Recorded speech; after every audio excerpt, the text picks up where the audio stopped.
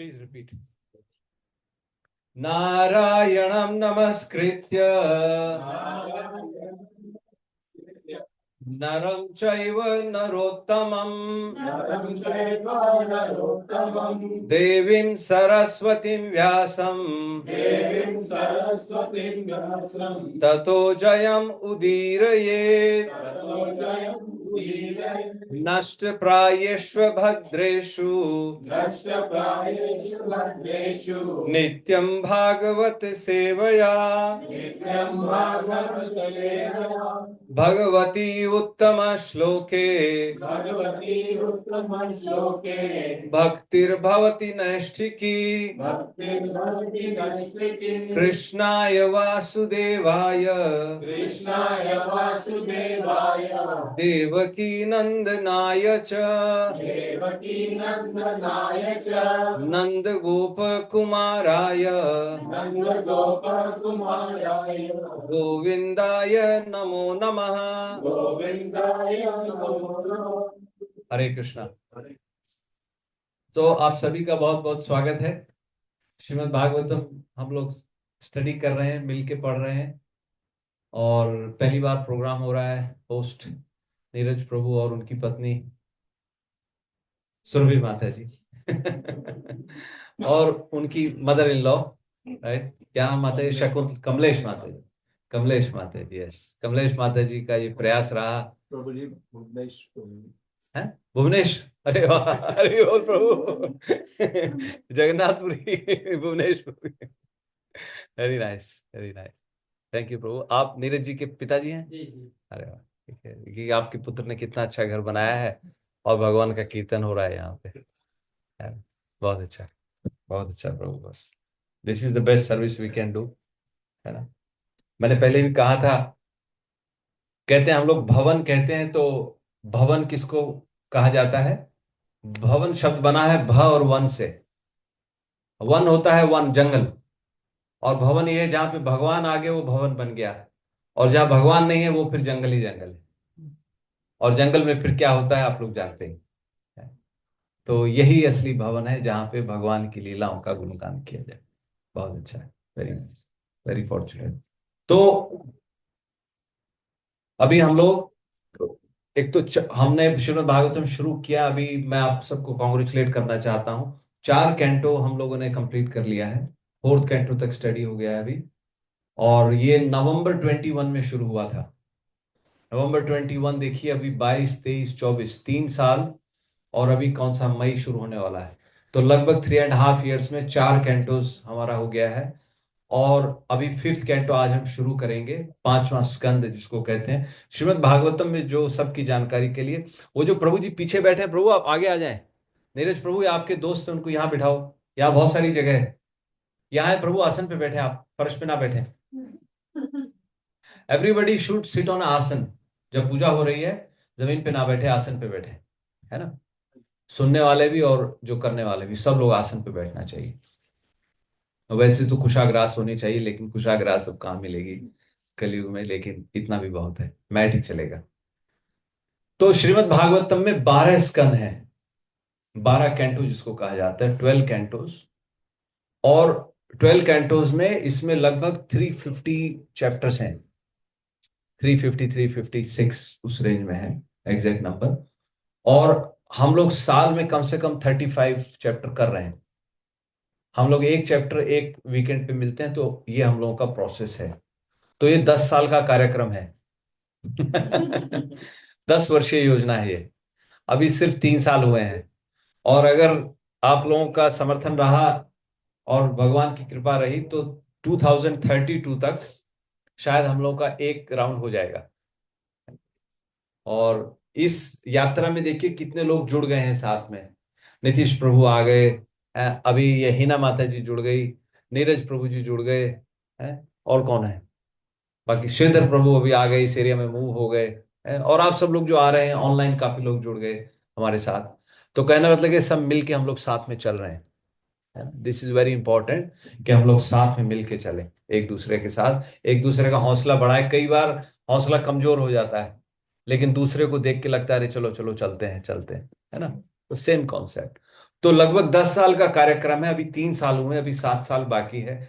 तो आशा करते हैं, प्रार्थना करते हैं सबकी सेहत ठीक बनी रहे, है ना, कम से कम 7 साल तक तो कोई इधर उधर ना हो। क्योंकि अगली घड़ी का नहीं पता। तो एक दूसरे का सहारा बने, एक दूसरे को सहयोग दें, एक दूसरे को मोटिवेट करें कि चलो भगवान का भजन करेंगे, कीर्तन करें। तो अभी 5वें कैंटो में मैंने आज चेक किया 26 चैप्टर हैं। और आज का दिन मिला के हम लोगों का इस साल का लास्ट प्रोग्राम होगा 13 दिसंबर को, श्रीधर प्रभु के घर में हो, आपने अगर रोस्टर देखा हो तो 26 वीक्स हैं अभी। हमारे हॉल प्रोग्राम हटा दें, so we have exactly 26 Saturdays home programs. तो आशा है, प्रार्थना है कि by the end of this year 5 canto हम लोगों के हो जाने चाहिए। और प्रभु जी, माता जी, ये कोई साधारण बात नहीं है, मैं आपको कहना चाह रहा हूं, श्रीमद् भागवतम का प्रत्येक अक्षर कहते हैं कृष्ण के समान है।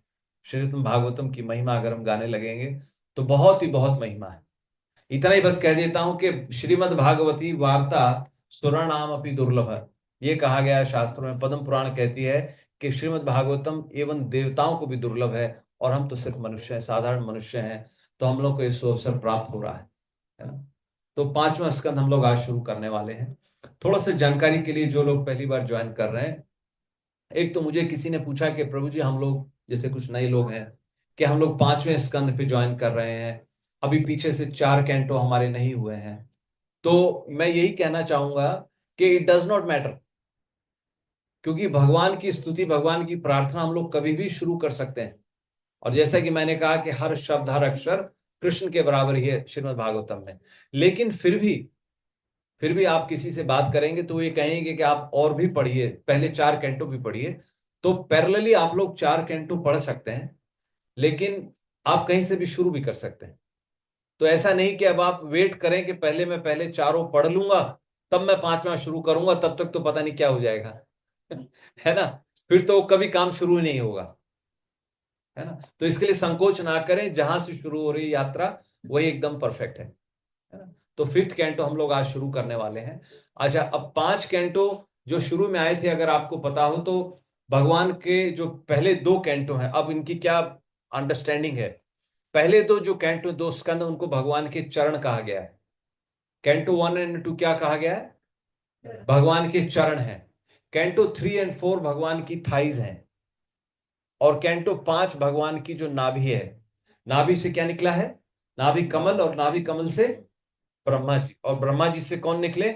मनु महाराज, और मनु महाराज से हम सब लोग मनुष्य आ गए हैं।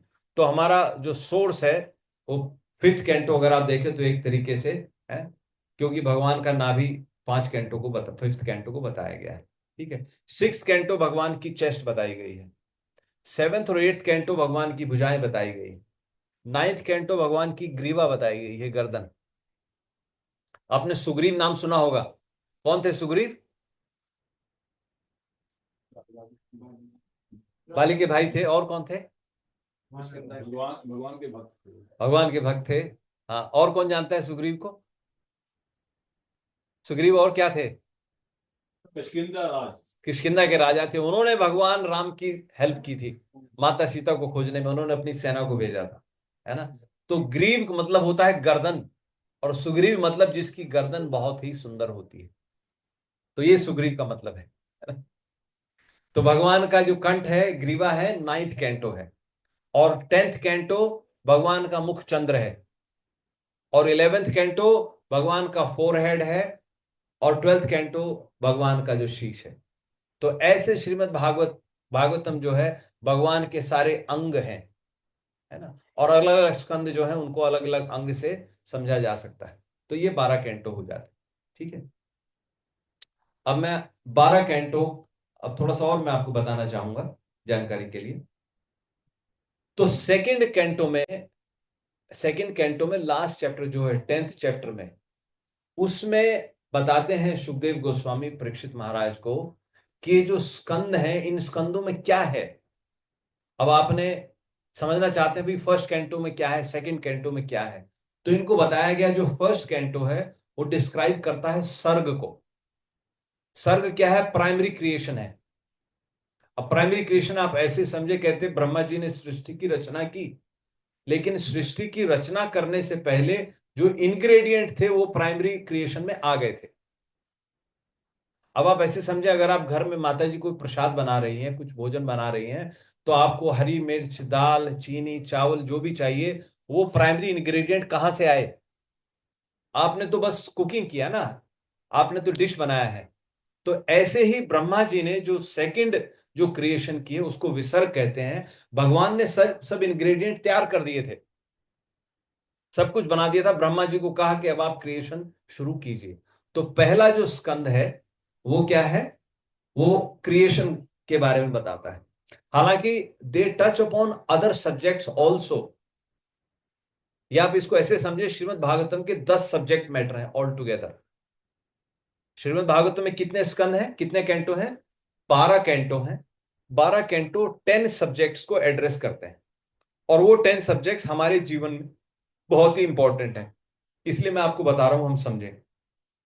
तो पहला जो सब्जेक्ट है वो है सर्ग, मतलब primary creation, ingredients of the main creation, जो भगवान ब्रह्मा जी ने जो सृष्टि रची है, फिर राइट। फिर दूसरी जो विसर्ग कहते हैं, वो ब्रह्मा जी ने सेकेंडरी क्रिएशन किया है, इंग्रेडिएंट ऑलरेडी बना दिए थे भगवान ने, ठीक है। तो सर्ग हो गया, विसर्ग हो गया। फिर तीसरा जो है वो बताते हैं स्थान। अब स्थान बनाया गया, अब जैसे हम लोग रह रहे हैं, पृथ्वी पे रह रहे हैं, तो ऐसे ही अलग अलग लोक है, 14 प्लेनेटरी सिस्टम है, राइट। तो स्थान को डिस्क्राइब करता है। अभी फिफ्थ कैंटो में 2 पार्ट है, मैं आपको भी थोड़ा सा उसका भी इंट्रोडक्शन दूंगा। पहले पार्ट में महाराज मनु महाराज के वंश की अभी चल रही है डिस्क्रिप्शन, और सेकंड पार्ट में प्लेनेटरी सिस्टम बताया गया है। अब जिसको भी ज्योग्राफी में इंटरेस्ट है, आप 16 से 26 चैप्टर तक उसमें सारा भूमंडल, जम्बू द्वीप, सारी उसमें डिस्क्रिप्शन बताया गया है, वो भी हम लोग इसमें पढ़ेंगे, क्योंकि हमें पता होना चाहिए ना, हम रह रहे हैं यहाँ पे। तो पहला हो गया सर्ग, दूसरा हो गया विसर्ग, तीसरा हो गया स्थान, चौथा हो गया पोषण। तो भगवान अपने भक्तों का पोषण कैसे करते हैं उसके बारे में बताया गया है। इसमें बहुत सारी लीलाएं हैं, कैसे भगवान अपने भक्तों की रक्षा करते हैं, जो दुष्ट हैं उनको सजा देते हैं। तो ऐसे भगवान की लीलाएं बताई गई हैं। पोषण किसका है? अपने भक्तों का पोषण है। सर्ग, विसर्ग, स्थान, पोषण। और फिर कहते हैं ऊति। ऊति कहते हैं भगवान की एक्टिविटीज, भगवान की लीलाओं के बारे में बताया गया है, कैसे वो अपनी डिफरेंट डिफरेंट लीला कर रहे हैं।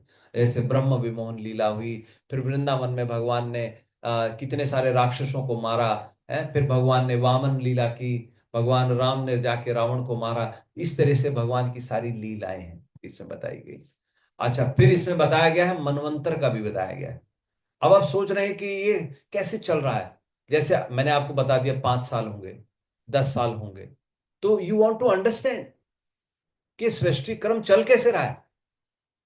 लोग कहते हैं कलयुग आ गया, कलयुग कितना चलेगा, कलयुग की कैसे कैलकुलेशन होती है, 4 युग है उनकी कैसे कैलकुलेशन होती है, तो ये अरेंजमेंट कैसे किया गया है? ये जो हमारा कैलेंडर है तो 12 महीने का है, भगवान का कैलेंडर तो कई युगों का है, कई सालों का, मनवंतर का है। तो उसमें एक पॉइंट आता है मनवंतर, है ना। मनवंतर के बारे में इसमें बताया गया, 8वें स्कंद में सारे मनवंतर बताए गए। तो ब्रह्मा जी के एक दिन को एक कल्प कहा गया है, और एक कल्प में 14 मनवंतर होते हैं। तो 14 मनवंतर के बारे में बताया गया है, वो मनवंतर में कैसे कैसे सेटअप होता है। करंट मनवंतर कौन सा है? 7th मनवंतर चल रहा है। इस मनवंतर में भगवान का कौन सा अवतार हुआ था? वराह अवतार हुआ था ना प्रभु। वराह अवतार। और बताएं। राम अवतार। चैतन्य महाप्रभु, भगवान Ram, right. Vaman Dev. Vaman Dev, that's right, that's right.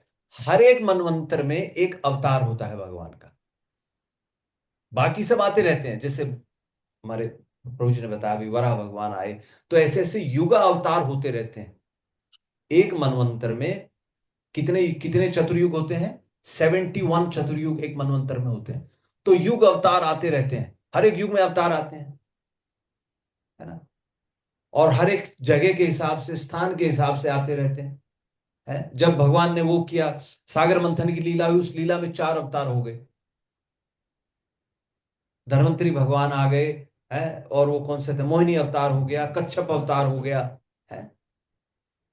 तो इस तरीके से अवतार आते रहते हैं जरूरत के हिसाब से, समय के हिसाब से, लेकिन हर एक मनवंतर के एक मेन अवतार होते हैं। तो इस मनवंतर के अवतार हैं वामन भगवान, और ये 7वां मनवंतर है। तो एक तरीके से ब्रह्मा जी का आधा दिन जा चुका है, अगर आप समझें तो ये हो गया, मनवंतर हो गए। उसके बाद ईशानु कथा।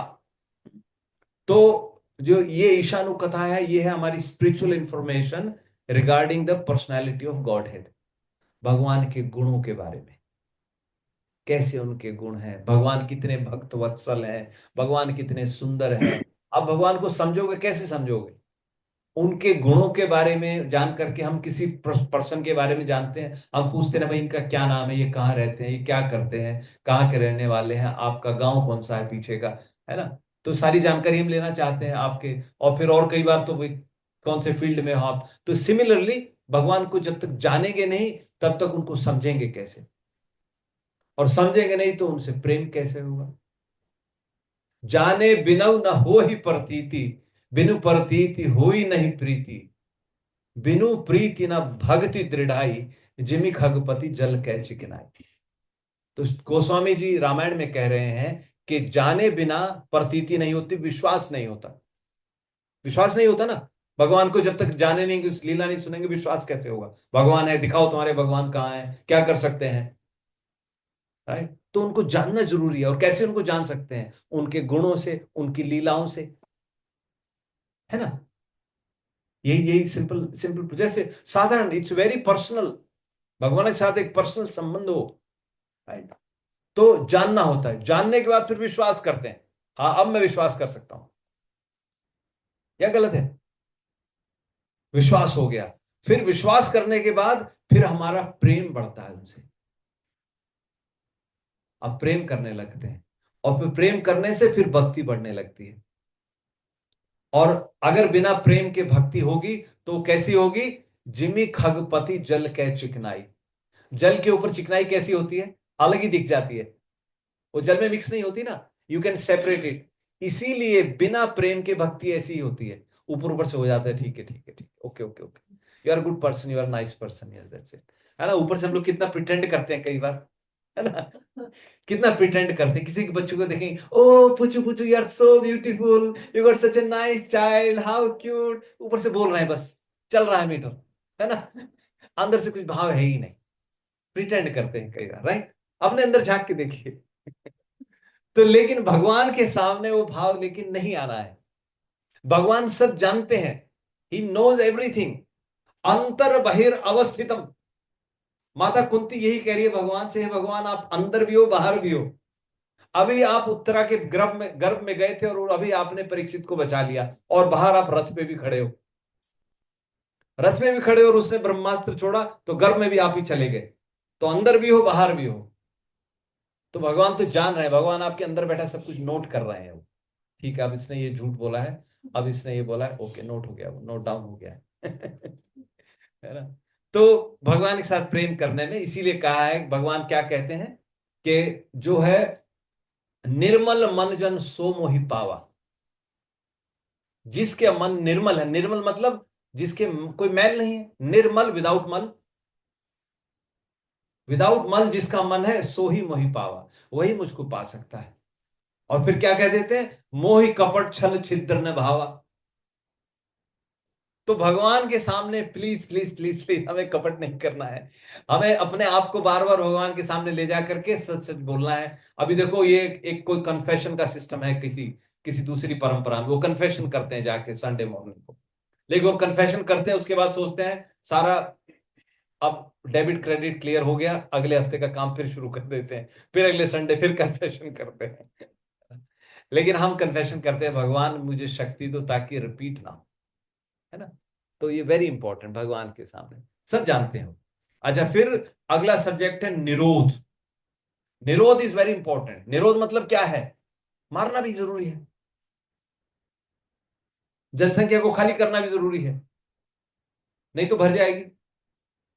कई जो मीट ईटर है वो ये आर्गुमेंट दे देते हैं कि हम इसको नहीं मारेंगे, मुर्गे को तो कोई और मारेगा। अच्छा, और अगर इनको नहीं मारेंगे तो इनकी जनसंख्या बढ़ती जाएगी, इसलिए इनको मारना भी जरूरी है, देखो। But that is wrong concept. किसी को मारने से हम उस जीव की जो यात्रा है उसमें बाधा डालते हैं, वो नहीं होना चाहिए। Every living entity has their own journey. निरोध तो ये भगवान का कार्य है। और फिर लास्ट है मुक्ति। अब मुक्ति, लिबरेशन भी देना है इस प्रपंच से, इस जो हमारा जो सर्कल है, साइकिल चल रहा है यहाँ पे, वो सब्जेक्ट भी श्रीमद् भागवतम में है। और लास्टवां सब्जेक्ट, आखिरी सब्जेक्ट, लास्टवां बोल रहा हूं देखिए कैसे हिंदी और इंग्लिश को जोड़ दिया लास्टवां बोल दिया, 12वां मतलब लास्ट 10वां सब्जेक्ट है, उसको बोलते हैं आश्रय, भगवान की शेल्टर। तो शेल्टर कैसे भक्तों ने भगवान की शेल्टर ली और कैसे फिर उनका उद्धार हुआ, कैसे भगवान ने हरि नाम की शरण ली और कैसे उनका उद्धार हुआ। तो 12 स्कंद हैं, 10 सब्जेक्ट हैं। अभी आप सबको याद हो जाने चाहिए, ठीक है? क्यों मनोज को याद हो गए? 12 स्कंद है। 10 सब्जेक्ट है। कितने प्रभु पांच? जी, मैंने 9 तो लिखा था, आप एक 10 भीम कौन थे, एक से अर्जुन हैं? थे, एक और थे, एक और थे, एक का नाम मैं भूल गया ऐसे 5 पांडवों के नाम याद हो जाते हैं सॉरी त्रिपाठी प्रभु जी, मैं आपको बाद में भेज दूंगा लिस्ट।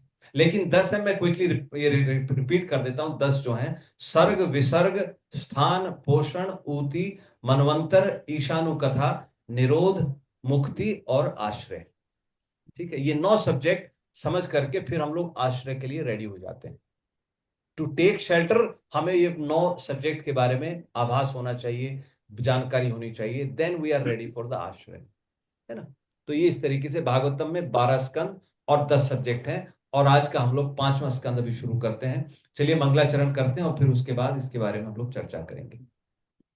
ओम अज्ञानतिमिरान्धस्य ज्ञानाञ्जनशलाकया चक्षुरुन्मीलितं येन तस्मै श्रीगुरुवे नमः। श्रीचैतन्यमनोभीष्टं स्थापितं येन भूतले स्वयं रूपः कदा मह्यं ददाति स्वपदान्तिकं। वन्देऽहं श्रीगुरु श्रीयुतपदकमलं श्री गुरुं वैष्णवंश्च श्रीरूपं साग्रजातं सहगणा रघुनाथान्वितां तं सजीवं सावधैतं सावधूतं परिजना सहितं कृष्ण चैतन्य देवं श्री राधा कृष्ण पादान् सहगणा ललिता श्री विशाखान्वितांश्च। हे कृष्णा करुणा सिंधु दीनबंधु जगतपते गोपेश गोपिका कांत राधा कांत नमस्तुते। कांचन गौरांगी श्री राधे वृंदावनेश्वरी वृषभानुसुते देवी प्रणमामि हरिप्रिये। वाञ्छा कल्पतरुभ्यश्च कृपा सिन्धुभ्य च पतितानां पावनेभ्यो वैष्णवेभ्यो नमो नमः। जय श्री कृष्ण चैतन्य प्रभु नित्यानंद श्री अद्वैत गदाधर शिवासादि गौर भक्त वृंदा।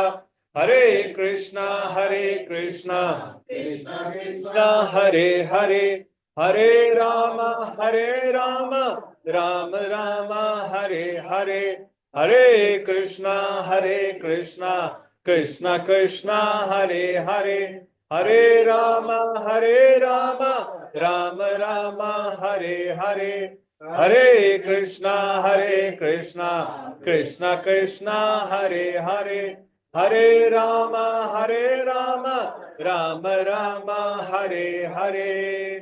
भूतेर्महद्भिर्ययिमा पुरो विभो निर्मायशेते यदमोष पुरुष।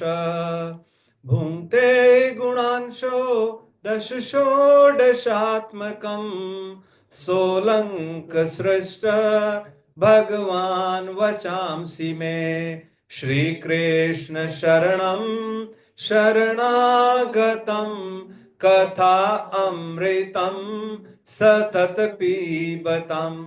भक्ति वेदांत मार्ग पंथनम सर्वलोक ऋषिदेव जन्म प्रसन्नम सर्वलोक ऋषि देव जन्म प्रसन्नम। Hare Krishna, Prabhuji and Mataji. May the Supreme Lord please decorate my tongue. Please bless me. Please be merciful to me. And may we are all truly able to glorify the Supreme Personality of Godhead. Srila Prabhupada, Srila Guru Maharaj. May the right words are spoken at the right time. And may we are all able to serve all the living entities. Serve Srimad Bhagavatam. Srimad Bhagavatam ग्रंथ की जय। चलिए शुरू करते हैं। तो fifth canto मैं कह रहा था, पांचवें कैंटो को, पांचवें स्कंद को टाइटल दिया गया है द क्रिएटिव इम्पेटस। और इसमें दो पार्ट हैं, 26 अध्याय हैं, 26 चैप्टर हैं इसमें, और इसको दो पार्ट में डिवाइड किया गया है। पहले पार्ट में 1 से लेके 15 तक प्रियव्रत महाराज के वंश के बारे में बताया गया है, और 16 से लेके 26 तक किसके बारे में बताया गया है? यूनिवर्स के बारे में बताया गया है। The geography of the universe. आप अगर पूरा यूनिवर्स समझना चाहते हैं उसके बारे में बताया गया है। बाय द वे, इसमें हेलिश प्लैनेट्स के बारे में भी बताया गया है। हेलिश प्लैनेट्स मतलब नरक का पूरा डिस्क्रिप्शन दिया गया है, कितने प्रकार के नरक होते हैं। ये कोई मेंटल वो नहीं है, ये पूरा एकदम मतलब पूरा आपको 100% शास्त्रों के हिसाब से पूरा नरक के बारे में बताया गया है इसमें। तो वो भी जानना जरूरी है। हो सकता है हम लोगों को वहां का वीजा मिल जाए नरक का वीजा मिल जाए तो नरक भी जाना पड़ेगा, तो उसके बारे में भी जानना चाहिए वहां क्या क्या होगा। और नहीं तो अभी भी समय है, अभी भी समय रहते हम लोग अपनी डायरेक्शन चेंज कर लें, अपनी फ्लाइट को चेंज कर लें अपनी टिकट फिर से बुक करा लें, वीजा कहीं और का लग जाए, और वो श्रीमद् भागवत है वही हमको वीजा देगा। तो पहले पहले पार्ट में प्रियव्रत महाराज के वंश के बारे में बताया गया है, और दूसरे में ज्योग्राफी ऑफ द यूनिवर्स बताया गया है। अभी क्या है, 4 कैंटो तक स्वयंभू मनु महाराज के वंश के बारे में बताया जा रहा है। अच्छा, मनु महाराज, सबसे पहले मनु कौन हुए? स्वयंभू Manu.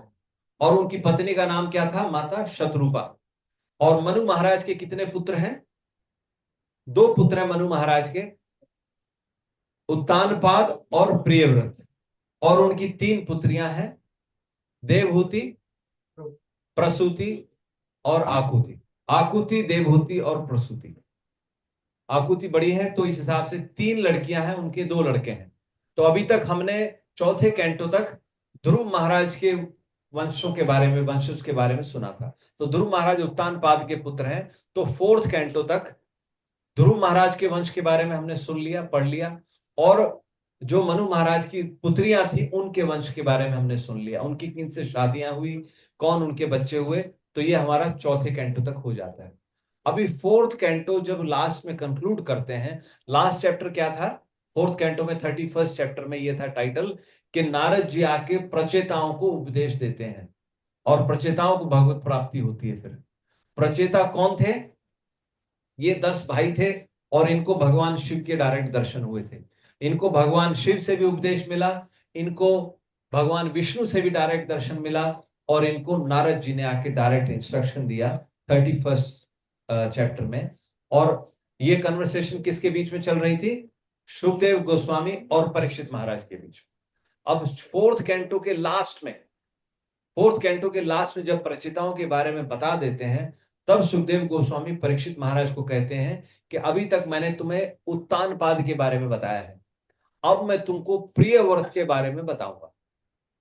4th canto 31st chapter verse number 26 and 27। 27 में वो कहते हैं कि जो इनके पुत्र थे प्रियव्रत, तो वो कहते हैं जो प्रियव्रत थे, जो दूसरे पुत्र थे, यहां पे सुखदेव गोस्वामी परीक्षित महाराज को बता रहे हैं कि इन्होंने यो नारदाद आत्मविद्याम अभिगम्य अधिगम्य, यो नारदाद आत्मविद्याम अधिगम्य पुनर्महिम भुक्त्वा, जिन्होंने नारद जी से आत्मज्ञान, आत्मा का ज्ञान, आत्मा का जो अध्यात्म का ज्ञान उन्होंने लिया नारद जी से, यो नारदाद आत्मज्ञान अधिगम्य, अच्छे से उन्होंने सीख लिया। उसके बाद फिर उन्होंने एक स्टेटमेंट ऐड किया, पुनर्महिम भुक्त्वा। भाई जब उन्होंने नारद जी से विरक्ति का ज्ञान ले लिया, and he was almost ready to leave home, फिर उन्होंने महिम को भोगा, पुनर्महिम भोक्त्वा मतलब पूरे भूमंडल के साम्राज्य को उन्होंने भोगा। और फिर कहते हैं विभज्य पुत्रेभ्य, फिर उन्होंने साम्राज्य को अपने पुत्रों में डिवाइड कर दिया। और उसके बाद ऐश्वरम, ऐश्वरम समगात पदम, और फिर वो भगवान के परम पद को प्राप्त हो गए। तो दो चीजें उन्होंने इसमें बताई, वेरी इंपॉर्टेंट, ध्यान देने लायक है। क्या बताया उन्होंने? एक तो उन्होंने नारद जी से पूरा अध्यात्म का ज्ञान सीख लिया। अध्यात्म का ज्ञान लेने के बाद उन्होंने फिर से इस पृथ्वी के राज्य को भोगा, और भोगने के बाद फिर उन्होंने अपने पुत्रों में इसको बांट दिया, और बांटने के बाद वो फिर से भगवान के परम पद को प्राप्त हो गए। तो ये उन्होंने पिछले चैप्टर में कहा था, अल्लाह in the last chapter of fourth canto. अभी जब इस कैंटो में शुरू हुआ तो सुखदेव गोस्वामी से परीक्षित महाराज ने प्रश्न ऐसे ही शुरुआत किया। उन्होंने कहा कि प्रिय व्रतो भागवत आत्मा राम कथम मुने। कितने पुत्र थे और कितने इनके बच्चे थे? प्रिय नहीं अभी तो बताएंगे, उनके बताएंगे, अभी आएंगे हम लोग। लेकिन अभी प्रियव्रत जी का टॉपिक कैसे आया वो मैं लिंक कर रहा हूं, फोर्थ कैंटो से फिफ्थ कैंटो लिंक हो जाए, है ना, पूरा आपको एक सीक्वेंस में चल रहा है ना। अभी मनु महाराज के वंश की चर्चा हो रही है, उत्तानपाद के वंश की हो गई है, तीनों पुत्रियों की हो गई है, उनकी एक पांचवी संतान है प्रियव्रत महाराज, प्रियव्रत जिनको कहा जाता है। उन्होंने बचपन से ही निश्चय किया था, वो भगवत भक्त थे और वो भगवत भक्ति में ही लीन रहते थे, और उनका उद्देश्य यही था कि मैं भगवान की भक्ति में लीन हो जाऊंगा और मैं गृहस्थ आश्रम में प्रवेश नहीं करूंगा, और आत्माराम हो गए थे। तो अब परीक्षित महाराज को यही एक नेचुरली क्वेश्चन आया, क्योंकि उन्होंने क्या बताया, उन्होंने नारद से आत्मविद्या का ज्ञान भी ले लिया और फिर उन्होंने पृथ्वी के सारे भोग भी भोगे। तो अब उनका प्रश्न यही है कि प्रिय व्रतो भागवत आत्मा राम कथम मुने, कैसे कैसे गृहो रमत, वो गृहस्थ आश्रम में कैसे वो रम गए, कथम मुने गृहो रमत, राइट, यन मूल कर्म बंध पराभव। प्रश्न को समझे आप तो उत्तर समझ में आएगा, है? तो क्या कह रहे हैं वो, जो प्रियव्रत महाराज वो तो आत्माराम थे। अब जो आत्माराम होते हैं उनकी क्या साइन होते हैं, वो अपनी आत्मा में रमण करते हैं, भगवान का भजन करते हैं, उनको कोई स्प्रिया नहीं होती है, उनको कोई एक्सटर्नल भोगों की वांछा नहीं होती है, उनकी इंद्रियां जो हैं वो इनसाइड हो जाती हैं, वो बहिर्गामी नहीं होती, वो अंतर्गामी हो जाती हैं, वो निवृत्ति मार्ग में चलते हैं। निवृत्ति मार्ग क्या है? एक दो मार्ग है, एक निवृत्ति मार्ग है, एक प्रवृत्ति मार्ग है। निवृत्ति मार्ग में निवृत्त का मार्ग है, मतलब त्याग का मार्ग है, और प्रवृत्ति मार्ग में भोग का मार्ग बताया गया। भोग को भोगिए, भोग कीजिए और स्वर्ग में जाइए और भोग भोगिए। और निवृत्ति मार्ग क्या है? भोगों से आप छोड़िए और फिर भगवान का भजन कीजिए, डिटैच रह करके फिर आप भगवत प्राप्ति के मार्ग पे आप चलिए। दो मार्ग बताए गए, प्रवृत्ति मार्ग और निवृत्ति मार्ग। जब ये निवृत्ति मार्ग पे ऑलरेडी चल चुके थे तो प्रश्न यही आता है कि वो जो भगवान के भक्त हैं, भागवत हैं, अपनी आत्मा में रमण कर रहे हैं, कैसे वो फिर से घर में रमण करने लगे, गृहस्थ आश्रम में कैसे आ गए वो? और गृहस्थ आश्रम को वो बता रहे हैं यन मूल है, जो कि रूट है। गृहस्थ को रूट बता रहे हैं, जड़ बता रहे हैं, किस चीज की? कर्म बंधन की जड़ बता रहे हैं। कर्म बंध है, पराभव, पराभव मतलब defeat of the ultimate purpose of life. अब आप ये सुन के निराश ना हो, don't be discourage bye hearing this, क्योंकि हम सब गृहस्थ आश्रम में, अभी आएगा आगे इसका सॉल्यूशन है कि कैसे गृहस्थ आश्रम में हम लोग आगे बढ़ सकते हैं। तो ये उन्होंने प्रश्न किया परीक्षित महाराज ने सुखदेव, अब सब लोग समझ गए ये उनका प्रश्न था। अब वो अपने प्रश्न को जस्टिफाई भी करते हैं, वो कहते हैं न नूनम मुक्त संगानाम तादृशानाम, ऐसे ऐसे जो मुक्त संग हो जाते हैं, इस प्रकार के हो जाते हैं गृहेश्वर, ऐसे लोगों का घर गृहस्थी में फिर से एंटर करना या गृहस्थ आश्रम में पूरी तरह रम जाना कोई उचित बात नहीं है। अपने विचार से आप लोग भी ऐसा करते हैं। तो यहां पे हमारे लिए एक क्वेश्चन भी है, कई बार मालूम नहीं आपने एक्सपीरियंस किया, हमने देखा है हमारे इसमें मूवमेंट में, सोसाइटी में कई लोग ब्रह्मचर्य आश्रम में जाते हैं, फिर वो आश्रम बदल लेते हैं, वो गृहस्थ आश्रम में आ जाते हैं। तो उसमें कुछ गलत नहीं है, उसमें कुछ गलत नहीं है, एज लॉन्ग एज सारे आश्रम हमको भगवान की तरफ ही ले जाते हैं। आप समझ रहे हैं, the ultimate purpose is to go to Krishna. अगर आप दूसरे भाषा में समझे, महाभारत के ज्योग्राफी के हिसाब से समझे, अगर हरिद्वार जाना है सभी को, तो कोई पंजाब वाला बंदा वो सीधा पंजाब से हरिद्वार जा सकता है। लेकिन उसने सोचा मैं पंजाब से पहले गुजरात जाऊंगा, फिर मैं वहां से कर्नाटक जाऊंगा, फिर मैं वहां से केरल जाऊंगा, फिर मैं वहां से तमिलनाडु जाऊंगा, फिर मैं वहां से उड़ीसा जाऊंगा, उड़ीसा से फिर मैं बनारस जाऊंगा, बनारस से मैं फिर मध्य प्रदेश चला जाऊंगा, मध्य प्रदेश से फिर केरल चला जाऊंगा, फिर केरल से गुजरात आऊंगा, फिर गुजरात से राजस्थान आऊंगा, फिर राजस्थान से लखनऊ जाऊंगा, फिर लखनऊ से हरिद्वार जाऊंगा। इंडिविजुअल डिसीजन है। जाना तो हरिद्वार ही, हरि के द्वार जाना है, भगवान के द्वार ही जाना है। कोई इतना लंबा रास्ते लेके जाता है, कोई छोटे रास्ते से चला जाता है, लेकिन अंत तो गत्वा सबकी गति वही होनी चाहिए और वही होगी। एक समय के, नहीं तो युग युग बीत जाएंगे, मनवंतर जीत जाएंगे, मैनी लाइफ टाइम बीत जाएगी, but that is the only destination, that should be the only destination for us.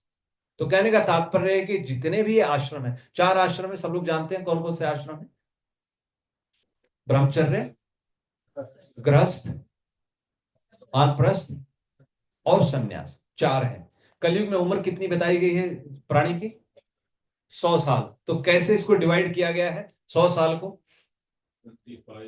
25 साल तक कितना होता है? बोलिए बोलिए। 25 साल तक ब्रह्मचर्य है। फिर उसके बाद दूसरा आश्रम कौन सा है? तो गृहस्थ कब तक होना चाहिए? 50 तक होना चाहिए। ठीक है, मैं तो भी 49.5 हुआ हूं। तो, बाकी लोगों का मालूम नहीं अभी क्या होने वाला है। नहीं, मैं ये पॉइंट हाईलाइट करना चाह रहा हूँ प्रभु जी, माता जी, हम सब लोग थोड़ा चिंतन करें ना। तो गृहस्थ जो है 50 तक होता है, और उसके बाद वानप्रस्थ, वानप्रस्थ कब से कब तक होता है? 51 to 75। और उसके बाद सन्यास कब से? 75 से 100 तक। अब मालूम नहीं सन्यास की उम्र हमारी रहेगी नहीं रहेगी, जो कलयुग का समय जा रहा है, लेकिन कम से कम हम लोग वानप्रस्थ के बारे में विचार कर सकते हैं। ठीक है, और कलयुग में कहा गया वन नहीं है अब। ठीक है, वन नहीं है, और भगवान कृष्ण भगवत गीता में यही कहते हैं, ज्ञेय सनित्य सन्यासी यो न द्वेष्टि न कांक्षति।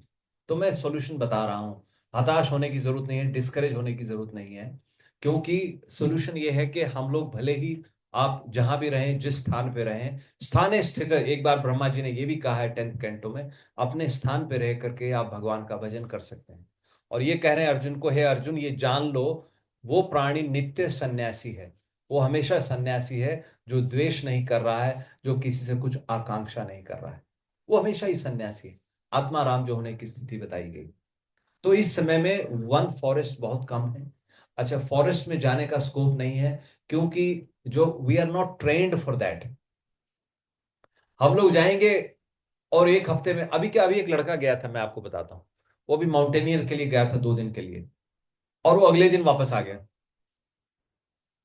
बोलता है it was so difficult there, वहां जाना, उन्होंने इंटरनेट देख के तो पिक्चर वगैरह देखी और लगा तो बहुत ही एंजॉयबल है, वहां गए उनको एक दिन में ही वापस आना पड़ा। तो कहने मतलब कि वो ट्रेनिंग नहीं है। हम लोग अगर वन में जाके बैठ भी जाएंगे तो वन में जाके यही सोचेंगे, पता नहीं घरवाली ने आज क्या किया होगा, घर ठीक से बंद किया है नहीं किया है, वो लॉक लगाया है नहीं लगाया है, सीसीटीवी ऑन है कि नहीं है, कार को चार्जिंग पे लगाया नहीं लगाया, तो यही सब दिमाग में चलता रहेगा। तो we are not trained for that. तो उसके लिए बेस्ट प्रोसेस यही है, हम लोग ऐसे संग करें, ऐसे हम लोग एसोसिएशन करें, मिलजुल के भजन करें और एक दूसरे को मोटिवेट करें। मैंने अभी अभी हम गजेंद्र मोक्ष की कथा कर रहे थे, वहां पे एक भक्त का मैंने अभी कथा बताया था, कैसे उन्होंने भगवान का भजन किया। बहुत लंबी कहानी हो जाएगी अगर मैं भी बता लो, क्या टाइम हुआ? 7:30 हुआ। मैं I will see how we go, I might share that with you. It's very heart touching and it tells how हम लोग गृहस्थ आश्रम में रह करके भी, यहाँ पे रह करके भी हम लोग भगवान का भजन अच्छे से कर सकते हैं और भगवत प्राप्ति हो सकती है। तो उसमें कोई भी मुश्किल की बात नहीं है, just we have to maintain this, संग मेंटेन करना है, एक दूसरे का सहारा बनना है। तो प्रियव्रत महाराज पे दोबारा चलते हैं। तो उन्होंने ये कहा परीक्षित महाराज ने कि जो प्रियव्रत महाराज है वो तो आत्माराम हो गए थे, भगवान के इतने बड़े भक्त थे, है। फिर उन्होंने कैसे इस आश्रम में चला गया, और उन्होंने यहां भी कहा, ये भी कहा कि तादृशा नाम, उनके जैसे मुक्त संगा नाम, जिन्होंने सारी अटैचमेंट को छोड़ दिया है, गृहेश अभिनिवेशित, वो अपने घर में निवेश मतलब अपनी एनर्जी को निवेश, आप देखें ना, निवेश मतलब इन्वेस्टमेंट कहा जाता है। निवेश को इंग्लिश में बोले तो इन्वेस्टमेंट कहा जाता है। आप इन्वेस्टमेंट करते हो उसको कितने अच्छे से आप मॉनिटर करते हो, कितनी वैल्यूएशन उसकी बढ़ रही है, अभी बढ़ी कि नहीं बढ़ी। जो स्टॉक में इन्वेस्ट करते हैं, एक लड़का मुझे बता रहा था कि प्रभु जी, चाहे वैल्यू ऊपर जाती है तो भी ब्लड प्रेशर बढ़ जाता है, वैल्यू नीचे आती है तो भी ब्लड प्रेशर बढ़ जाता है। दोनों स्थिति में मन एकदम से ऐसा हो जाता है कि हो क्या रहा है। एक बार को लगता है इतने सारे पैसे कैसे मिल जाएंगे, और एक बार को लगता है अरे पैसे तो गए, जबकि हो कुछ नहीं रहा है, मीटर ऊपर नीचे हो रहा है बस, सेंसेक्स ऊपर नीचे जा रहा है ना। तो लेकिन जो मन है, तो यही कह रहे हैं कि उन जैसा जो मुक्त संघ है, उसने कैसे अपना मन इसमें इन्वेस्ट कर दिया, गृहस्थ आश्रम में कर दिया, ये तो उनके लिए उचित नहीं है। और फिर कहते हैं महताम खलु, ऐसी जो ग्रेट पर्सनैलिटी हैं, सर्टेनली है विप्र ऋषि, वो कह रहे हैं कि सर्टेनली ऐसी जो पर्सनैलिटी हैं, ओ विप्र ऋषि, ओ नारद जी, जिन्होंने उत्तम श्लोक पादयो, जिन्होंने भगवान को, जिनको ग्लोरीफाई किया जाता है बेस्ट ऑफ वर्ड से, भगवान का ग्लोरिफिकेशन हम लोग बहुत सुंदर सुंदर शब्दों में करते हैं, राइट, अखंड ब्रह्मांड के स्वामी, और बहुत सारी उपमाएं हम भगवान को देते हैं, जगदीश्वर, राइट, श्याम सुंदर, गोविंद, है, श्री श्री राधा वल्लभ जी।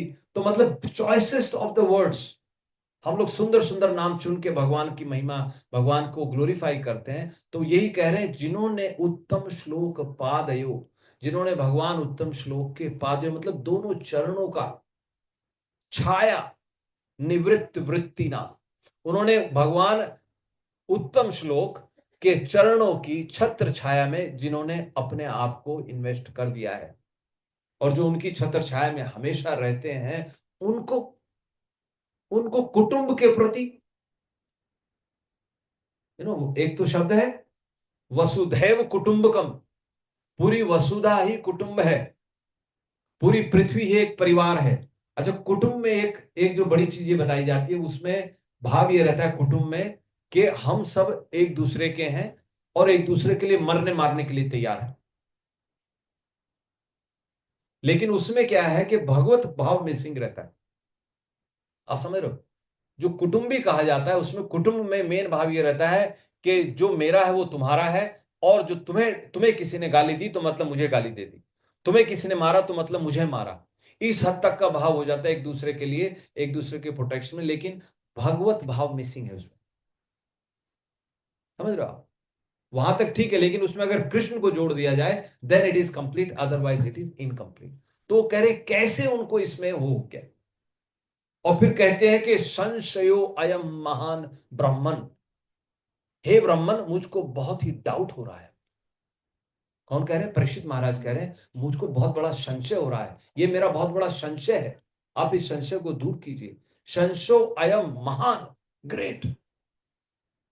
अब क्या संशय है? अब वो संशय ये कह रहे हैं कि दारा, दार आगार सुता, राइट, आदिशु, दारा कहते हैं पत्नी को, आगार कहते हैं घर को, और सुत कहते हैं पुत्रों और पुत्रियों को। तो कहते हैं दारा सुता आगार आदिशु, इन सब में जिस जिस जिस प्राणी की इन सब में आसक्ति हो गई, उसके बाद भी यत सिद्धिर, फिर भी वो सिद्ध कैसे हो गया। अब अगला प्रश्न ये किया, वो कैसे फिर भी सिद्धि को कैसे प्राप्त कर गए। This all applies to us too. तो पहला प्रश्न क्या था, कैसे तो इस चीज में आसक्त हो गए।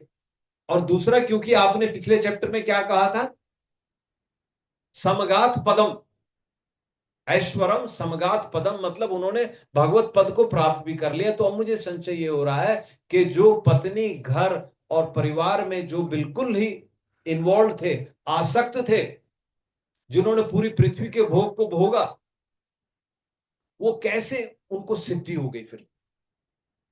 और कृष्ण में, भगवान में उनकी मति हो गई। कृष्णे च अच्युताम, कृष्णे च मति अच्युता, और मति अच्युता मतलब इनफॉलेबल, बिल्कुल पक्का उनको भगवान कृष्ण में विश्वास हो गया। अच्युत मतलब इनफॉल, भगवान को भी अच्युत कहा जाता है, लेकिन यहां कह रहे हैं उनकी इंटेलिजेंस जो थी, हिज डिटर्मिनेशन वाज टोटल, इतनी स्ट्रॉन्ग डिटर्मिनेशन कैसे हो गई। समझ गए आप प्रश्न? प्रश्न समझ में आ गया? तो ये दो प्रश्न उन्होंने किए, कैसे उन्होंने भोग भोगा, और दूसरा उन्होंने कैसे उनको भगवत प्राप्ति हो गई। ठीक है, और भगवान कृष्ण में उनका पूरा विश्वास हो गया। अच्छा, तो ये उन्होंने प्रश्न किए हैं। अब वो आंसर करना शुरू करते हैं। उससे पहले मैं एक श्लोक, मैं चाहता हूं हम सब लोग एक भागवतम का श्लोक लें और उसको हम लोग डिस्कस करें। तो आप लोग अपना फोन पे आप निकालिए 5th canto 1st chapter verse number 35। अब ये सब हमारे ऊपर अप्लाई करता है। This applies to all of us. Please please read the verse, please recite the verse, और प्लीज हियर वर्स नंबर 35। अच्छा, हिंदी तो सब समझते हैं, तो मैं हिंदी में हिंदी वाली ट्रांसलेशन निकालता हूं उसकी। आप उसको सुने, उसको आप रिपीट भी कर पाएंगे, हिंदी समझते हैं तो।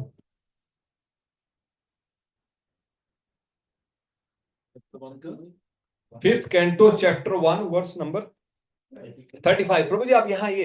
हरे कृष्णा प्रभु, यहाँ आइए। यहाँ बहुत सारी जगह। प्रभु, you if you can sit on the ground, come forward. Please come forward if you are able to sit on the ground.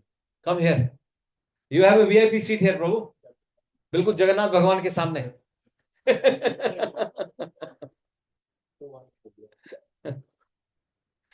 Canto 5 chapter 1 verse number 35।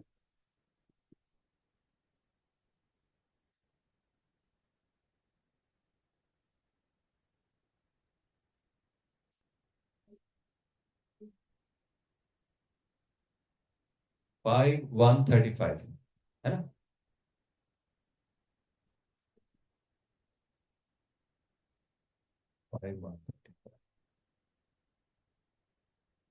If somebody wants support, wall support, they can come and sit here too. माता जी के साथ यहाँ पे जगह है, यहाँ पे भी जगह है। You are welcome to come forward. हाँ जी, आ गया 5135। माता जी मिल गया? Good.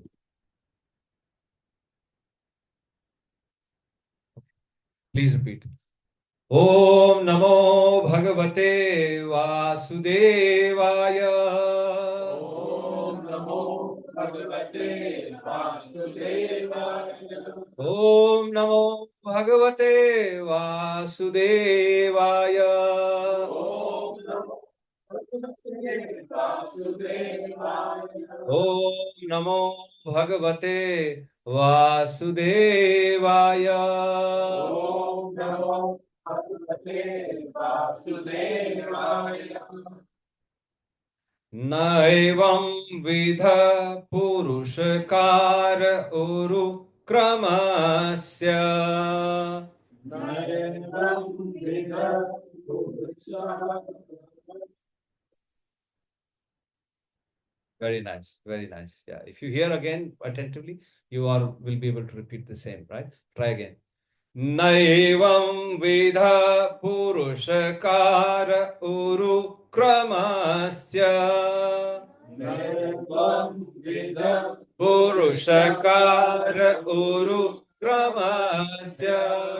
पुंसां तदाङ्घ्रिरजसा जित षड्गुणानाम्। पुंसां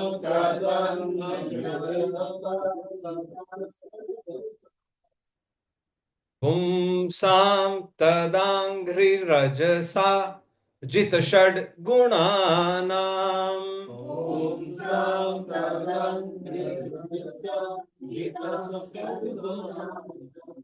क्षेत्रं विदूर विगत सक्रददीत।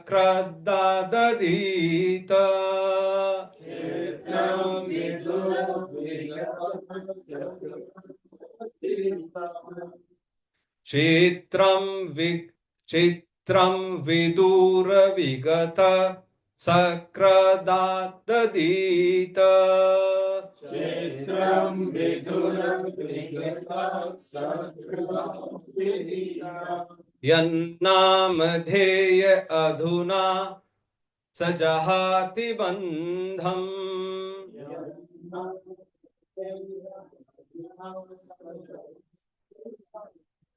यन्नामधेय अधुना सजहाति बंधम।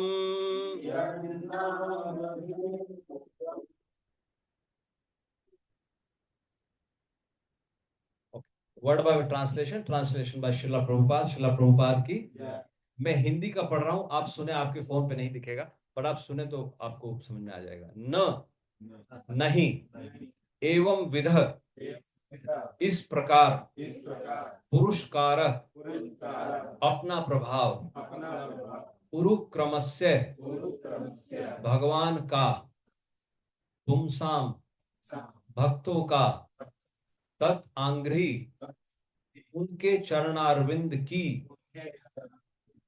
रजसा, धूलि से, जित, षड गुणानाम, जिन्होंने 6 प्रकार के विकारों को जीत लिया है। चित्रम, विस्मयजनक, विदुर, विगतः, अस्पृश्य, पंचम वर्ण का व्यक्ति। आप जानते हैं जो अनटचेबल्स जिनको कहा जाता है, तो वो सकृत, एक बार, आददीत, यदि उच्चारण करे तो, यथ, जिसका, नामधेयम, पवित्र नाम, अधुना, तुरंत, स, वह, जहाती, त्याग देता है, बंधम, भौतिक बंधन। तो आप देखें, बात इसमें चर्चा यही हो रही है। उनका प्रश्न भी ये है कि उन्होंने सारे पृथ्वी के भोग भोगे और फिर भगवत प्राप्ति कैसे हो गई, मतलब उनके सारे बंधन मुक्त कैसे हो गए। तो इस श्लोक में भी यही बताया जा रहा है। इस श्लोक में यही कह रहे हैं सुखदेव गोस्वामी, इसमें कोई अचरज की बात नहीं है कि जो भगवान के भक्त हैं, जिनका मन हमेशा भगवान की भक्ति में लीन रहता है, उनको भगवत प्राप्ति होना कोई अचरज की बात नहीं है। कहते हैं परीक्षित, यहां तक भगवान का नाम इतना प्यूरिफाइंग है, अगर कोई पंचम वर्ण का व्यक्ति जो अनटचेबल है, अगर वो भी एक बार भगवान का नाम ले लेता है, उसकी भी मुक्ति हो जाती है। फिर परीक्षित महाराज और प्रियव्रत की तो कहने की बात क्या है। समझा? तो ये इसका मतलब है। अब मैं ट्रांसलेशन पढ़ता हूं, प्लीज आप रिपीट कीजिए। ट्रांसलेशन बाय शिला प्रभुपाद, शिला प्रभुपाद की। हे राजन, जिस भक्त ने भगवान के चरणारविंदों की धूलि में शरण ली है, वह षड विकारों अर्थात भूख, प्यास, शोक, मोह, जरा तथा मृत्यु के प्रभाव तथा मन समेत 6 इंद्रियों को जीत सकता है। तो इसमें क्या कह रहे हैं, जिन्होंने भगवान के चरणों की धूल का शेल्टर लिया है, या जिनने भगवान के चरणों का शरण लिया। अब आप देखिए, आप सबने तिलक लगाया हुआ है, तो अब सब आपने शरण ले ली है। आप समझते हैं ये इसको गोपी चंदन कहा जाती है। तिलक किसने लगाया? तुषार प्रभु, यू अरेंज दिस। राशि माता जी, थैंक यू माता जी, वेरी नाइस, वेरी नाइस। तो ये जो गोपी चंदन है, ये वृंदावन की जो मिट्टी है उसमें चंदन को मिला करके तिलक बनाया गया है। और इसके पीछे आशय ये है, भाव ये है कि मेरे भगवान कृष्ण जहां चले हैं, जहां उनके चरण कमल पड़े हैं, उस मिट्टी को, उस रज को मैं अपने मस्तक पे धारण कर रहा हूं। तो ये जो साइन है, ये भगवान के पैर का साइन है। तो भगवान का चरण कमल आपके मस्तक पे आ गया है। और ये जो नीचे जो बनी है, इसको तुलसी बोलते हैं। भगवान के चरण में जो तुलसी को ऑफर किया गया है, और भगवान के चरण कमल आपके मस्तक पे हैं। बिना तुलसी के चरण कमल कैसे रखे जाएंगे आप? तो आप सब लोगों ने एक तरीके से भगवान के चरणों का आश्रय ले लिया। तो उन्हीं की चर्चा हो रही है यहां पे। यही कह रहे हैं सुखदेव गोस्वामी परीक्षित महाराज को कि जिन्होंने भगवान के चरणों की शरण ले ली है। फिर कहते हैं उन्होंने सब जो 6 विकारों को जीत लिया है। भूख, भूख क्या है? कौन सी भूख की बात हो रही है? ये डोसे की बात हो रही है, या कढ़ाई पनीर की बात हो रही है, उसकी बात हो रही है। ये वो भूख नहीं है, ये जो मटेरियलिस्ट भूख है जो माता जी ने कहा, भूख अभी भी बनी हुई है। नहीं नहीं नहीं नहीं, है ना। नहीं तो आदमी से तो एक टाइम खाना नहीं खाया जाता है। देख लो, आप अपने अंदर झांक के देख लो। कल ही एक प्रभु के मैं घर गया था लंच प्रसादन पे, वो कह रहे थे प्रभु 2 टाइम्स 2 वक्त से ज्यादा प्रसाद नहीं लिया जाता है, या 1.5 हो गया, वो भी अब 1.5 हो गया है। एक बार 1 हो गया है, दूसरी टाइम हाफ हो गया है। और धीरे धीरे क्या गति आ जाती है, पाइप से भोजन दिया जाता है। आप देखो, भगवान बचाए, ऐसी लोगों को आपने देखा होगा, नली से भोजन दिया जाता है और नली से निकाला जाता है। ऐसी स्थिति भी आती है लोगों की। राइट। तो इस शरीर की वो स्थिति हो जाती है प्रभु जी, माता जी, इस शरीर को वही कहा जाता है कि लकड़ी जल कोयला भई, कोयला भई न राख, और मैं पापन ऐसी मुई। कोयला भई न राख, यही कहा जाता है। लकड़ी जल के कोयला हो जाती है, कोयला जल के राख हो जाता है, तो उसका इस्तेमाल होता है, लेकिन इस शरीर का कुछ नहीं बनेगा, है ना। इसको जल जाएगा, जलने के बाद आप छोड़िए, अगर कहीं कुछ हो जाए तो घर वाले कहते हैं निकालो निकालो जल्दी निकालो, पत्नी कहती है इसमें भूत आ जाएगा, इस बॉडी को उठाओ यहां से। फिर उसका नाम नहीं दिया जाता है, बॉडी बन जाती फिर वो बॉडी बन जाती है, इस बॉडी को उठाओ यहां से। घर वाली डरती है, बच्चे डरते हैं कि भाई किसी को बुलाओ, कहीं इसमें भूत ना आ जाए, हम तो क्या करेंगे, है? तो दिस इज लेकिन वहीं अगर इस बॉडी पे हम लोग चंदन धारण कर लेते हैं, गोपी चंदन धारण कर लेते हैं, तो ये बॉडी भगवान को अर्पण करने योग्य हो जाती है। तो प्लीज आप सब लोग चंदन लगाएं, जिसके पास चंदन नहीं है आप चंदन ले, हमारे पास चंदन है।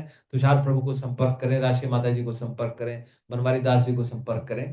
प्लीज मैं आपसे रिक्वेस्ट करता हूं, ठीक है। कई बार आप काम पे जाते हैं, पूरा तिलक नहीं लगा सकते, थोड़ा सा इसको मिक्स करके ना बस ऐसे लगा लें, दिखे भी ना ज्यादा, और लेकिन आपकी जो बॉडी प्रोटेक्ट रहती है। और ये बॉडी के 12 स्थानों पर लगाया जाता है, वो भी मैं आपको भेजूंगा। अच्छा, आप सब लोग हमारे व्हाट्सएप ग्रुप में कौन नहीं है, हाथ उठाएं कौन नहीं है हमारे व्हाट्सएप ग्रुप में।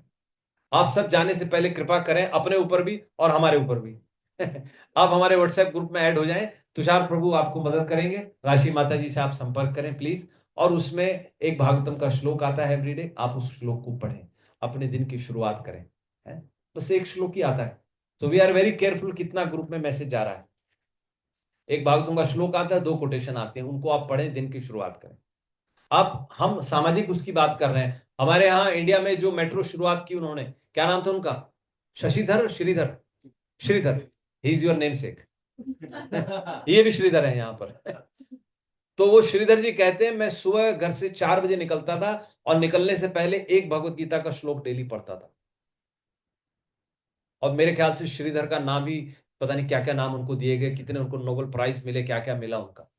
सिर्फ एक श्लोक पढ़ने से उनका सारा कार्य इतने अच्छे से हो जाता था। और वहीं अगर हम थोड़ा सा इसको भगवान में लगा देंगे तो भगवत प्राप्ति भी होगी और यहाँ के कार्य भी सफल हो जाएंगे, दोनों काम होंगे, है ना। तो प्लीज आप सब तिलक लगाएं। किंतु भगवान के शुद्ध भक्त के लिए यह कोई आश्चर्यजनक बात नहीं, क्योंकि चारों वर्णों से बाहर का व्यक्ति अर्थात अस्पृश्य व्यक्ति भी भगवान के नाम का एक बार उच्चार कर लेने मात्र से भौतिक बंधनों से तुरंत छूट जाता है। सुना आपने, एक बार भगवान का नाम लेने से, राइट। क्या किसी को डाउट है इसमें, क्या भगवान के नाम से मुक्ति नहीं होगी, किसी को डाउट है इसमें, क्या भगवत प्राप्ति नहीं हो सकती भगवान का नाम लेने से, किसी को डाउट नहीं। अब किसी को डाउट नहीं है तो फिर अब सबको ये फॉलो भी करना पड़ेगा, भगवान का नाम आप लीजिए, आप ऑलरेडी ले रहे हैं, ठीक है। लेकिन मुझे यहाँ बैठ के कुछ तो सच तो बोलना पड़ेगा ना। मैं यहाँ बैठ के मैं आप लोगों का ग्लोरिफिकेशन करता रहूंगा तो फिर क्या फायदा। आप किसी डॉक्टर के पास जाते हैं, आप बोलते हैं डॉक्टर साहब मेरे पेट में दर्द है, डॉक्टर बोलता है ओ यू आर सो हैंडसम, आपका हेयर स्टाइल बड़ा अच्छा है। डॉक्टर साहब मेरे पेट में दर्द है। Oh your shirt look so nice, अच्छा आप कहाँ काम करते हो, oh you work in such a big firm, doctor साहब मेरे पेट में दर्द हो रहा है। अच्छा अच्छा, आपका कितना परिवार है, अच्छा आपकी कोठी, आपका जो बंगला है मुंबई में पाली पाली हिल के पास है, डॉक्टर साहब पेट में दर्द हो रहा है राइट। तो हम भगवत कथा सुनने आए और मैं यहां बिठा के आप लोगों का ग्लोरिफिकेशन करता रहूं, कोई शास्त्र की बात ना बोलूं, तो आप बोलोगे कि पेट का दर्द तो गया नहीं, प्रभु जी ने ऐसे टाइम पास करके हमें यहाँ से भेज दिया। तो ये मेरा कर्तव्य है। सिद्धांते बोलिए चित्ते न करा आलस, यह होते कृष्ण लागी दृढ़ हुई मानस। चैतन्य महाप्रभु कहते हैं कि सिद्धांत बोलना चाहिए, सिद्धांत बोलने में आलस नहीं करना चाहिए। यह होते कृष्ण लागे, सिद्धांत के बारे में चर्चा करने से, बोलने से भगवान कृष्ण में दृढ़ विश्वास होता है। तो ये दृढ़ विश्वास की बात हो रही है। तो क्या कह रहे हैं इस श्लोक में सुखदेव गोस्वामी के, हे परीक्षित, बड़े बड़े भक्तों की तो क्या बात है जिन्होंने भगवान के चरणों में आश्रय ले लिया है। भगवान का नाम इतना पावरफुल है कि एक बार भी जो भगवान का नाम ले लेता है, उसने चाहे कभी भी भजन ना किया हो, चाहे वो निकृष्ट योनि का हो, निकृष्ट योनि चाहे वो चांडाल हो, अछूत हो, जो सारे सिंफुल काम कर रहा हो, वो भी अगर एक बार भगवान का नाम ले लेता है, हे परीक्षित, वो भी भगवान को भगवत प्राप्ति उसको हो जाती है, उसको सिद्धि हो जाती है। तो प्रिय व्रत के महाराज के बारे में तो कहने की बात ही क्या। तो ये श्लोक है। अब मैं आपको चैप्टर के बारे में बताता हूं कैसे कथा चलती है। तो परीक्षित महाराज से उन्होंने प्रश्न किया। परपोर्ट प्रभु आप लोग पढ़ लीजिएगा, बहुत लंबा परपोर्ट है, और मैं समय को ध्यान में रखते हुए maybe I want to share that pastime with you. मुझे अभी मन में भाव आ रहा है बैठे बैठे, है बहुत हमारे सुंदर भक्त हुए इस्कॉन में, और रियल पास टाइम है। I am sure that will be very inspiring for you all, so I would like to speak that to you, and that will take about 15 minutes, 10 to 15 minutes. तो मैं अभी ये कह के फिर मैं उसको आपके साथ उसके बारे में चर्चा करता हूँ। तो अब चलते हैं। परीक्षित महाराज ने प्रश्न किया कि ऐसा कैसे हो गया, उन्होंने राजा को भी भोग भोगा और उनको भगवत की सिद्धि की भी प्राप्ति हो गई। तो फिर सुखदेव गोस्वामी आंसर करना शुरू करते हैं कि बाढ़ मुक्तम, तुमने बिल्कुल ठीक कहा, बाढ़ मुक्तम। फिर वो कहते हैं उसके बाद उत्तम श्लोक श्रीमत चरण चरणा अरविंद मकरंद रस आवेशित चेतसो भागवतो परमहंस। राइट, उन्होंने कहा कि भगवान कृष्ण के जो चरण अरविंद हैं, उनका जो मकरंद है, उसका जो शहद है, उसके जो रस में चेत आवेशित हो, जिनकी चेतना भगवान के चरणों से जो लोटस, उनके लोटस फीट से जो शहद टपक रहा है, जिनके उसमें जिनका मन लगा हुआ है, और जो भागवत है, जो भगवान का भजन करते हैं, और जो परमहंस हैं। परमहंस कौन होते हैं? जो जो क्या करते हैं, जो साराग्रही होते हैं, जो सार को निकाल लेते हैं, उनको परमहंस कहा जाता है। कि भाई इसका सार बताओ मुझे क्या है। अंत में कहते हैं भाई डील क्या है मुझे ये बताओ, बाकी सारी कहानी तो मैंने सुन ली। आप किसी से लोन लेते, सबने लोन तो लिया, वो घर से लोन लेने जाते हो, वो लोन वाले आपको बड़ी कहानी बताते हैं, अच्छा मुझे ये बताओ कितना % डिस्काउंट मिलेगा, इंटरेस्ट रेट क्या चार्ज होने वाली। तो इसी तरीके से भगवत भक्ति में परमहंस कहा गया है, जो सारा ग्रही होते हैं, जो सार निकाल लेते हैं हर चीज का, बस बाकी सबको छोड़ देते हैं। जैसे हंस होता है ना, हंस हंस पानी में से दूध निकाल लेता है, सेपरेट कर देता है, ऐसे ही परमहंस फिर उपाधि दी गई है भगवान के भक्तों को जो कर ले। तो यहां सुखदेव गोस्वामी कह रहे हैं कि जो भगवान के भक्त हैं, जो परमहंस हैं, राइट, जो दैत कथाम, जो भगवान की कथा में हमेशा रुचि रखते हैं, परमहंस हो गए, कहते हैं उनके साथ कभी कभी किंचित उनके मार्ग में बाधाएं आ जाती हैं। जैसे प्रिय व्रत के इसमें हुआ कि बाधा आ गई, उनको भगवान का भजन करना था, लेकिन वो भगवान का भजन नहीं कर पाए और उनको दूसरी रिस्पॉन्सिबिलिटी आ गई। अभी मैं बताऊंगा ऐसा क्यों हुआ, लेकिन पहले वो सिद्धांत बता रहे हैं कि उनको कई बार बाधा आ जाती है, लेकिन बाधा आने के बाद भी उनका जो टॉप पोजीशन होती है, परम पदवीम स्वाम स्वाम शिवताम पदवीम, उनकी जो टॉप पोजीशन होती है, टॉप पोजीशन क्या है उनकी? उनकी पोजीशन ये नहीं है कि वो बड़ी कंपनी में बहुत बड़े पोजीशन पे हैं, उनकी पोजीशन ये है वो भगवत भक्त हैं। वो कहते हैं अपनी उस पोजीशन से उनका डाउनफॉल नहीं होता है, भले ही उनको कुछ मार्ग में बाधाएं आ जाती हैं भगवान के भक्तों को। और आपने सुना होगा अभी जैसे हमारे भागवत में कथा है ये आगे, चित्रकेतु महाराज, चित्रकेतु को श्राप मिला, पार्वती माता पार्वती ने श्राप दे दिया, वो राक्षस बन गए, वृत्रासुर बन गए। अभी 8th कैंटो में गजेंद्र मोक्ष की कथा आती है, उसमें इंद्रद्युम्न महाराज को श्राप मिल गया, वो हाथी बन गए। तो ऐसे श्राप मिल जाता है। जड़ भरत, महाराज भरत जो थे भगवान के भक्त थे, उनकी हिरण में आसक्ति हो गई और हिरण का ही उनको जन्म मिला और फिर जड़ भरत के रूप में आए। तो इनको डाउनफॉल नहीं कहा जाता है। तो सिद्धांत ये बता रहे हैं कि कई बार जो भगवान के भक्त होते हैं, कई बार उनके जीवन में ऐसा चेंज आ जाता है। पर दे डोंट डाउनफॉल। तो इसीलिए मैंने आपको शुरू में कहा था, कई बार कोई ब्रह्मचर्य से गृहस्थ में चला जाता है तो we should not be judgemental about that. तो ये बात उन्होंने उनको बताई। अब हुआ क्या कि महाराज प्रियव्रत के केस में, जैसे मैंने बताया मनु महाराज के पुत्र थे, तो लास्ट में उनके कौन से पुत्र हुए? 10 पुत्र हुए प्रचेता। और प्रचेताओं के एक पुत्र थे, कौन थे? महाराज दक्ष। मैंने आपको बताया दक्ष, दक्ष जो प्रजापति जिनको बकरे का सिर मिला था, उन्होंने शरीर छोड़ दिया था फिर, और ये उनका दूसरा जन्म हुआ। और वो दूसरा जन्म में प्रचेताओं के पुत्र बन के पैदा हुए दक्ष। अभी दक्ष भी क्या हुआ, वो, और भगवान ने पहले उनको कह दिया तुम्हारा पुत्र पुत्र बहुत बड़ा भगवत भक्त होगा। तो दक्ष प्रजापति वन में चले जा, दक्ष प्रजापति नहीं, सॉरी, दक्ष जो थे ये भी इस जन्म में अपना वन में चले गए साधना करने के लिए। और प्रचेताओं को नारद जी ने ज्ञान दे दिया, ये भी साधना करने के लिए चले गए वन में। अब कोई राजा नहीं बचा। अब मनु महाराज थे और मनु महाराज के ये पुत्र प्रियव्रत बच गए।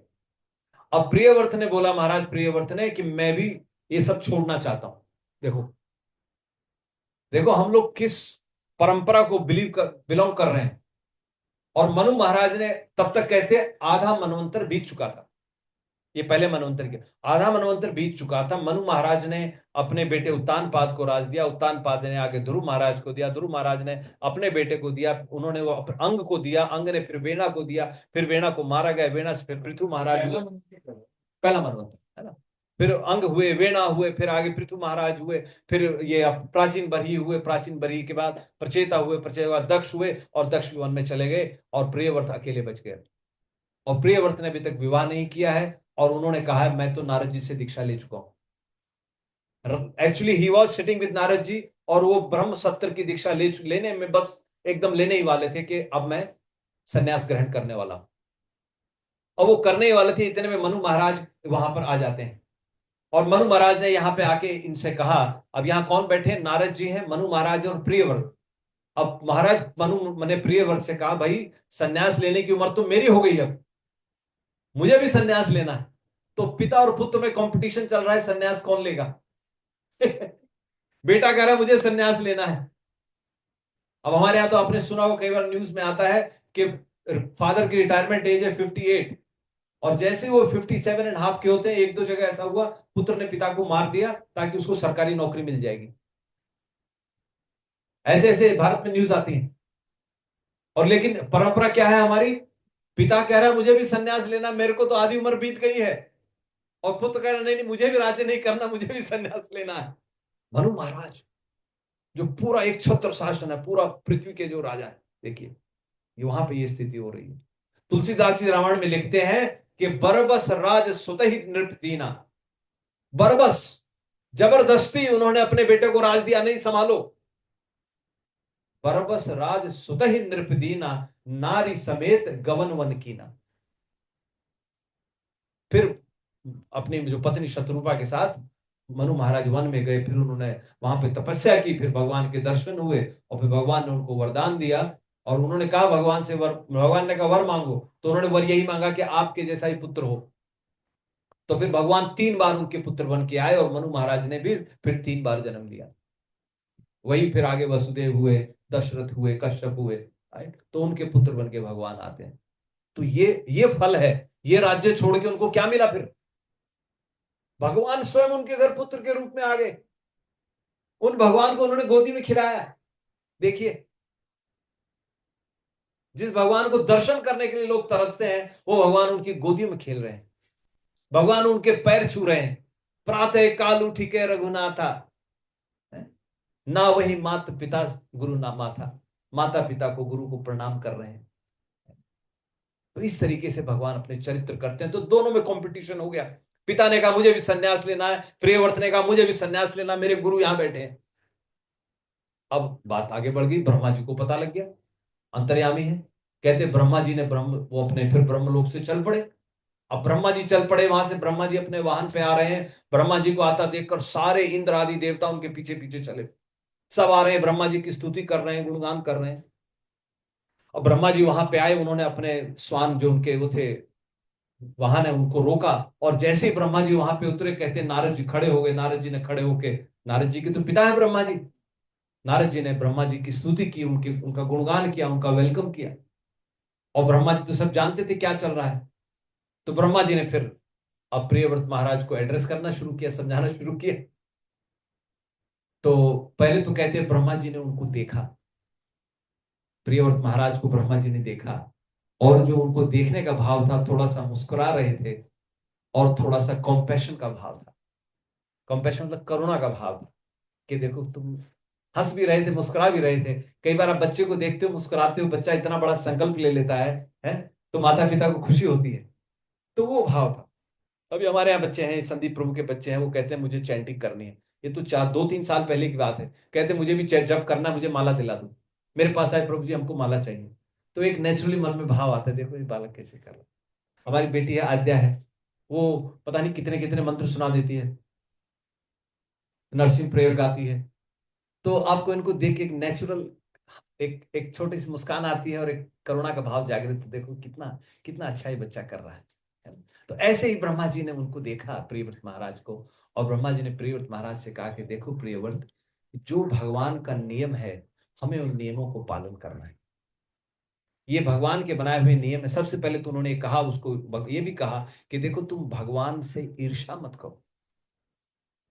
अब प्रश्न ये आता है, ईर्ष्या, जेलसी, भगवान की बात को ना मानना, उनकी इंस्ट्रक्शन को फॉलो ना करना एक ईर्ष्या का ही तो द्योतक है ना।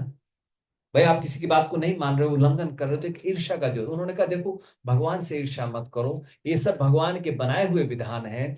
और उन्होंने कहा कि जो भगवान ने विधान बनाए हैं, उनको ना तो आप अपने ज्ञान से उनको ओवरकम कर सकते हो। कई बार हम सोचे ना कि भी मेरे जीवन में मान लिया कोई घटना हो रही है? तो मैं आपको लाइव एग्जांपल दे, हमारे जब प्रभुपाद जी अपने डिसाइपल्स को लेकर भारत में गए, तो वो जो हस्तरेखा देखने वाले उनके पास गए और उनको अपना हाथ दिखा के भविष्य पूछने लगे। तो प्रभुपाद ने उनसे यही कहा अपने डिसाइपल्स को, तुम क्यों इनके पीछे, why are you wasting your time. उन्होंने कहा उस भगवान के नाम का उच्चारण करो, भगवान का तुम गुणगान करोगे, वो तुम्हारी हाथ की रेखा तो क्या तुम्हारे जीवन की रेखा बदल देंगे, तुम्हारा सब कुछ बदल देंगे। क्या है जो भगवान नहीं कर सकते। तो उस भाव से यही उनको परीक्षित। अब कई बार मैं इससे इसलिए रिलेट कर रहा हूं, कई बार हम लोग भी अपना छोटा छोटा हट कर लेते हैं, संकल्प कर लेते हैं घर में, है ना, और उसमें घर में बवाल मचा देते हैं। बवाल में शब्द इस्तेमाल कर रहा हूं। कई लोग जो नए नए भक्त होते हैं, नई नई भक्ति धारण करते हैं, पता लगा घर में सुबह शाम उथल पुथल मची हुई है। पति पत्नी में चिल्ला रहा है, देखो मैंने संकल्प लिया है, मुझे इतनी माला करनी है, तुम मुझे डिस्टर्ब कर रही हो, मेरी भक्ति में तुम बाधा बन रही हो। अरे वो पत्नी है, वो तुम्हारे ऊपर डिपेंडेंट है। It is your duty to make sure वो खुश रहे, उसका अरेंजमेंट करो, फिर अपना भजन करो। गृहस्थ में ये बच्चे ही आपका भजन है। इन बच्चों को अच्छे से शिक्षा दो, introduce them to Krishna consciousness. अब देखो ये बेटा बैठ के कितने ध्यान से यहां सुन रहा है। This is the introduction. अब ये कभी इसको ये बोले ना बोले, बट ये इसके हृदय पटल पे, इसके चित्त पे इनके चित्र बन चुके। ये लाइफ लॉन्ग उसके साथ रहेंगे, ही विल रिमेंबर। तो इस तरीके से हम लोग ऐसे संकल्प ना करें। कई बार ये भी मैं आपको क्वेश्चन कर रहा हूं, संकल्प आपका अच्छा है, कई बार उसका भी अभिमान हो जाता है। जो हमारे ये जो महाराज इंद्रद्युम्न, जो जिनको हाथी की योनि मिली, उनको ऐसे ही मिली। भगवान की भक्ति कर रहे थे, अगस्त्य ऋषि आए, उनका स्वागत ही नहीं किया। ये अभिमान हो गया कि मैं तो भगवान की स्तुति कर रहा हूं, मैं तो विधाता की, मैं तो अखंड ब्रह्मांड के मालिक की स्तुति कर रहा हूं, तुम तो एक साधारण मुनि हो, वेट करो। देखा, ये गलती हो जाती। तो इसीलिए परिवार को आप तुच्छ ना माने, please make sure you look after each other, लेकिन उसमें ज्यादा अटैच भी नहीं होना है। समझ रहे हो, डिटैच रह करके make sure everything is provided. तो ब्रह्मा जी ने यही कहा कि हे प्रियव्रत, ना मैं, ना तुम्हारे पिताजी, ना तुम्हारे गुरु, गुरु कौन है, नारद जी तुम्हारे गुरु नारद जी, ये भी, मैं भी, जितने देवता हैं, कोई भी मनुष्य भगवान के विधान को नहीं बदल सकता है। और ये तुम्हारी ड्यूटी है कि जो हमें शरीर मिला है, उस शरीर के हिसाब से, कर्मों के हिसाब से हमें उन फलों को भोगना है, और उनको भोग करके उसके बाद जो हमारा एंड रिजल्ट होगा, हमें उसको एक्सेप्ट करना है। Because as per our karmas we are getting these bodies. तो उन्होंने उनको अंत में यही कहा कि तुम अपना भजन भी करो, लेकिन अभी जो समय के हिसाब से you should accept your father's instruction. उन्होंने कहा तुम तो क्या, बड़े बड़े जो मुक्त आत्मा हैं, वो भी भगवान के विधान को नहीं बदल सकते। आप देखिए व्यास जी, अब आपके महाभारत आपने सबने देखी है। धृतराष्ट्र के पिता कौन है? वेद व्यास। पांडु महाराज के पिता कौन है? विदुर के पिता कौन है?